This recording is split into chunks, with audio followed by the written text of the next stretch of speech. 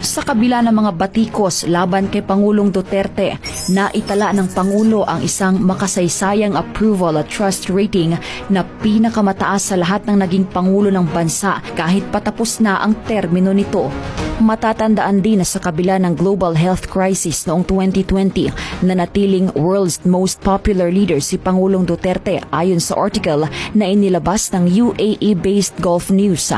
Dagdag pa ng Gulf News, ang approval rating ni Pangulong Duterte marahil ang pinakamataas na nakuha ng sinumang world leader dahil ang approval rating ng isa sa mga pinakamaimpluwensyang leader na si Russian President Vladimir Putin ay 60% noong Hulyo 2020 ayon sa Levada Center, habang si Pangulong Duterte naman ay nakakuha ng napakataas na rating na 91% sa survey ng Pulse Asia sa kaparehas na taon.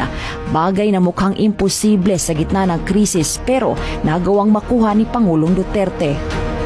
Samantala, ang malapit na kaibigan at spiritual advisor ng Pangulo na si Reverend Dr. Pastor Apollo C. Quiboloy, honorary chairman ng SMNI, buong tapang na naninindigan na kung sino talaga si Pangulong Duterte.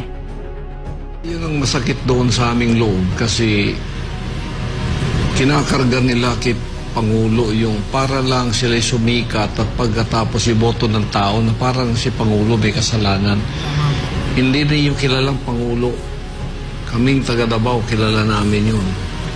Kaya ganon ka stupido ang ating Pangulo na ganon ang gagawin niya. Sa matagal ng panahon, iningatan niya to. Pwede niyo akusahan siya sa lahat ng bagay, pero sa ganong bagay, kakamali kayo doon. Kaya hindi bumababa yung rating niya eh. Alam ng tao.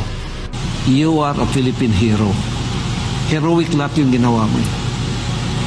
Binangga mo lahat ang problema ng bayan na hindi kayang bagay ng iba because they were just pleasing the people.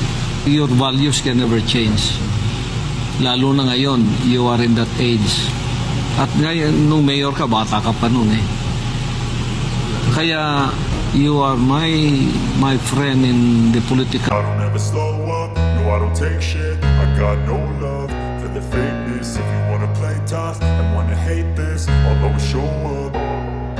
I don't ever slow up, no I don't take shit. I got no love for the fakeness. If you wanna play tough and wanna hate this, I'll always show up and